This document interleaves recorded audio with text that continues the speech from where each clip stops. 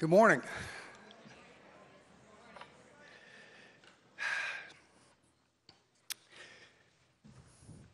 Stacy Schiff, who is a wonderful biographer of, among others, Cleopatra, recently observed that biographers all have two lives. Okay, and back? Can you hear? Okay. In one realm, she says, the biographers, you're moving forward in ignorance. In the other, you're moving backward with something resembling omniscience. Now, what she doesn't say is that along with the illusion of something like omniscience, the biographer usually has a lot of attitude on display. One can be worshipful, hagiographic, filiopious, or one can be a debunker, an unmasker, a muckraker. One can defend or defame, expose, sensationalize, sentimentalize. One can be a myth buster or a myth maker. And not many generalizations can cover that whole spectrum. But Marcel Proust could do it and did when he wrote in an early book, before the big book, there's a little book called Contre Saint-Beuve. And there he says, what intellect restores to us under the name of the past is not the past. In reality, as soon as each hour of one's life has died, it embodies itself in some material object and remains captive forever unless we should happen on the object, recognizing what lies within, call it by its name, and so set it free. As soon as each hour of your life has died, it's embodied there in or under some material object, which explains why it's so hard to clean out the attic. It's not stuff, it's your life, piece by piece. It also suggests the power, the central role of the senses in connecting things. You have to see it, you know it's there to get it out. And the idea that writing can restore something to us, that biography is an act of recovery, as Brenda Wineapple so wonderfully argues it, is applicable both to biography and fiction. And here's another thing the two forms have in common that's been splendidly put by Phyllis Rose, who wrote in Parallel Lives. We are desperate, that's the word, desperate for information about how other people live because we want to know how to live ourselves. Now, for me, that's certainly true of biography, but it's also true of fiction. And I want to give just a single example. It's from Dostoevsky's Brothers Karamazov, and it is from a chapter called Rebellion, which comes right before the Grand Inquisitor.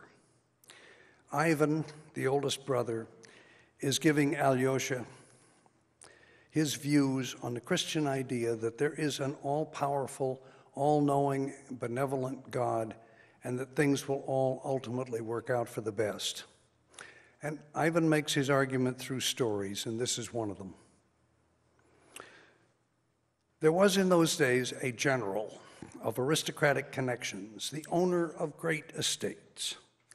So our general settled on his property of 2,000 souls, lives in pomp, and domineers over his poor neighbors as though they were dependents and buffoons.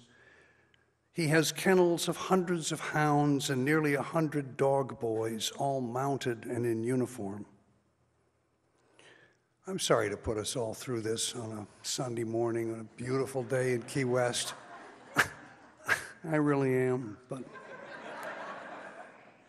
one day, a surf boy, a little child of 8, threw a stone in play and hurt the paw of the general's favorite hound.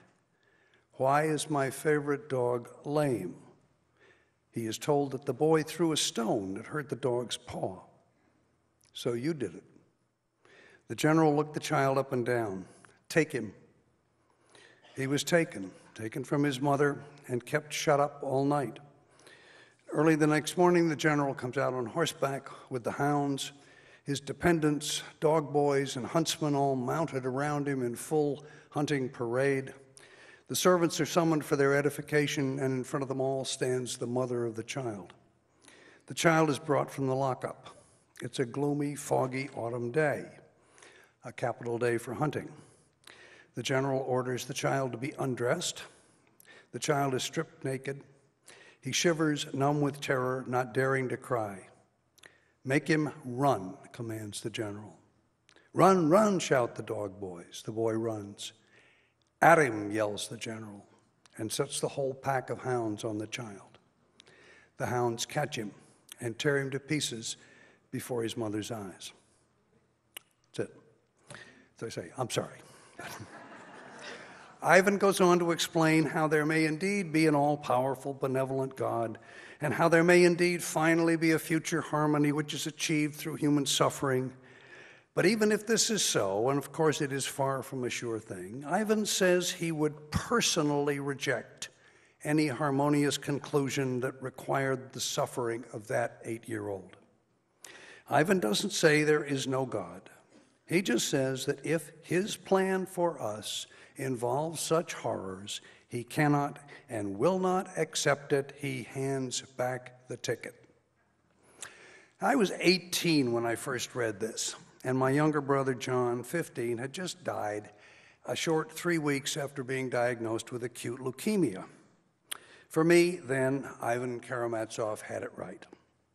And this fictional encounter had more influence on my life than all the condolences and family support and help in the world. I loved reading the brothers Karamazov, and I quickly found myself looking for help in everything I read. I liked Vronsky in Anna Karenina for his devil-may-care attitude toward paying bills. Vronsky throws them all in a drawer, and he sits down to pay them 3 times a year. I learned that the telephone company did not appreciate this point of view. Still, with or without the bill paying, Vronsky's life was more vivid than mine and more vivid than the lives of my friends. And he seemed as real as any character in a biography. And so it was with book after book. I fell in love with small boats and sailing through swallows and Amazons. My friends and I learned cool from Holden Caulfield in The Catcher in the Rye. And of course, there was poetry. I had more than one teacher whose religion was Eliot's 4 quartets. And we learned attitude from Yeats and from the Greek anthology. We wanted to come proud, open-eyed, and laughing to the tomb. And I loved this epitaph of an ancient Greek sailor. It's in a Greek anthology translation by Dudley Fitz, wonderful teacher. "Tomorrow the wind will have fallen. Tomorrow I will be safe in harbor. Tomorrow," I said, and death spoke in that little word. "Oh, stranger, this is the nemesis of the spoken word. Bite back the daring tongue that would say tomorrow." We marveled at Keats's ability to imagine what it would feel like to be a billiard ball rolling across a smooth table. We hungered for lives that had the emotional range of Shakespeare's sonnets. And if we were going to be saved, we knew it would be by literature. And it was the French historian Jules Michelet who put it best for me as I tried in my mid-40s to turn to biography, to life writing. "History," said Michelet, and you could think that he meant to include biography and fiction. "History," he said, "is not narrative, it is not analysis, it is resurrection." And I think this is some of what Brenda Wineapple has in mind by recovery. But how you do it is another and more complicated matter, and I will not try to get into that this morning. But bringing your subject back to life is a great and worthy goal. So, if I may quickly wrap up, to Ezra Pound's excellent advice to make it new, I think we might also want to add, and make it live again. Thanks.